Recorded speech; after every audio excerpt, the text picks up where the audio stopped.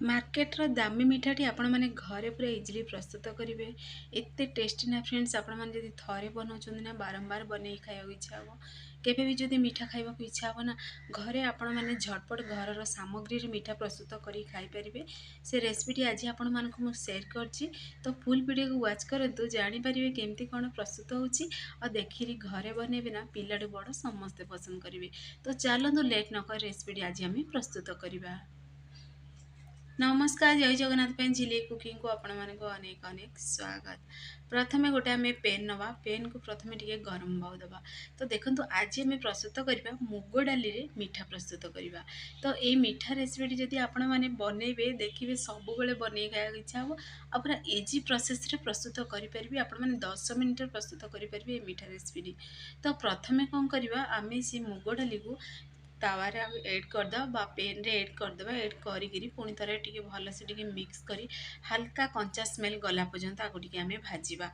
तो देखंतु एई प्रोसेस रे टिके भाजीबे, टिके हल्का कलर चेंज हैला तो से पर्यंत ही भाजीबे, केवल हल्का कलर चेंज हैला पर्यंत। तो देखंतु टिके हल्का कलर चेंज हो जाय मुग डाली रो। तो ताको आमे एबे साइड रे रखि देबा, गोटे जार रे ऐड करी गोटे आमे फाइन पेस्ट प्रस्तुत करबा। तो देखंतु एई भली भाव रे गोटे फाइन पेस्ट बा पाउडर बनी की रेडी हो। रेडी हो सारा पर पुणी थे से पेन टी नवा, से ऐड करदे आम 2 चामच से घी को ऐड करवा। आपण मैंने जी मुग डाली रे बनवाक चाहूँगी से अनुसार घी ऐड करेंगे। आ से अनुसार सबू से माने घी हो कि चीनी हो जहाँ भी से अनुसार ही ऐड करेंगे। तो जेहेतु मु गोटे गिना नहीं मुग डाली, तो गोटे गिना मुग डाली बड़ 2 ରୁ 3 चामच से घी ऐड कर। घी बदल आपण मैंने तेल भी ऐड करेंगे। तो घी को टे गरम हवा दबा। घी ये पूरा गरम हो सारा पर आम से मुग डाली पाउडर को ऐड करदे। तो ऐड करी पुणी थे टे भल से टे मिक्स करी टिके पूरा देखंतु ये प्रोसेस टिके हल्का ब्राउन कलर हैला पर्यंत आमे टिके भाजीबा ताकू। तो पुणी थे टिके भल से भी मिक्स करिवा। तो आपण मैंने बहुत थर बन खाई सुजी हलुआ बा सुजी बर्फी जदि बनई ना, आपण मैंने घरे पूरा इजिली प्रस्तुत करें। तो देखिए ये खाया पूरा टेस्टी भी लगे। मुग डाली रे जेहेतु बनी पुणी घीरे भाजी तो बहुत बढ़िया टेस्टी लगे। तो आपण मैंने थरे बनातु, देखिए सब बनवाई पसंद करेंगे। आ पूरा 10 मिनट रे भी रेडी हो फटाफट, पूरा पूरी मार्केट स्टाइल बन। आ देखिए प्रथम थर ही बनाऊँ ना परफेक्ट बन। तो देखंतु मुग डाली टे कलर चेंज हैला पर्यंत ये आम घीरे भाजीबा। तो ये पूरा पूरी भाजी भी हो सारी मुग डाली आमर परफेक्टली। तो देखंतु घी पूरा भरपूर मात्रा देखा गलानी, जेहेतु ये मुग डाली पाउडर क्वांटिटी कमीगला से घी गुड़ाक देखा जाऊँगी। आम भी साइड रखीदे। पुणी थे गोटे कड़े नवा। कड़े ये देखंतु मु 1.5 गिना चीनी ऐड कर, जेहेतु घर टे मीठा खाया पसंद करती से अधिक चीनी मुझे ऐड कर। आपड़ जदि मुग डाली जी नौ से अनुसार चीनी अधिका कम कर भी नहीं पारे। तो एबे आम हाफ गिना से ऐड करदे पानी। पानी को ऐड करी टिके यही समय गैस आंच हाई फ्लेम में रखिक आगे चीनी को मेल्ट हवा दबा। चीनी को मेल्ट हवा पर्यंत आगे आम ये प्रोसेस टिके मिक्स करदे, जेहेतु चीनी गुड़ा ना तलू लगिज भी। तो देखंतु धीरे धीरे पूरा बबल्स पूरा चारि साइड भी आसीगलानी। तो ये देखंतु 4 ରୁ 5टी अलैच को मुझे अल्प टिके से चीनी को ऐड करी मु कुटनी साहाଯ୍ୟରେ कुटी देती। तो मुझे फ्लेवर पे अलैच ऐड कर। आपण मानक जहाँ भी फ्लेवर पसंद आपण मैंने ऐड करें। तो यही समय चाहिए आपण मैंने अमूल भी ऐड करेंगे जदि खोआर टेस्ट आनिया को चाहूँगी मीठारे। तो अल्प टिके आम से फूड कलर ऐड करवा। फूड कलर ये पूरा पूरी ऑप्शनल अच्छी, आपण मैंने चाहिए ऐड करेंगे ना स्किप भी करें। तो ये आम भलसे टिके मिक्स करदे। आउ 5 मिनट बनवा दबा। आ 5 मिनट पर आपण मानक देखुँ, देखंतु केते गुड़ा पूरा बबल्स आसी। आउ ये आमर गोटे तार वाला बनिकी रेडी हो सारी चीनी सिरा। तो देखंतु हाथ रे एमती चेक करेंगे तो देखिए अधिक अठाड़िया लगे। पुणी देखंतु गोटे तार एमती बनूथबो, देखो पाखर भी देखुची ये गोटे तार बनूथबो से पर्यंत ताको टिके चीनी सिरा को टिके बनवा को देबे।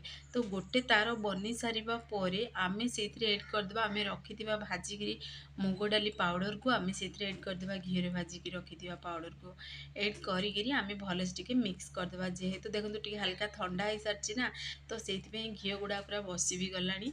तो एबे आमे सेथरे चीनी सिरा रे ए सबुतक ऐड करदबा।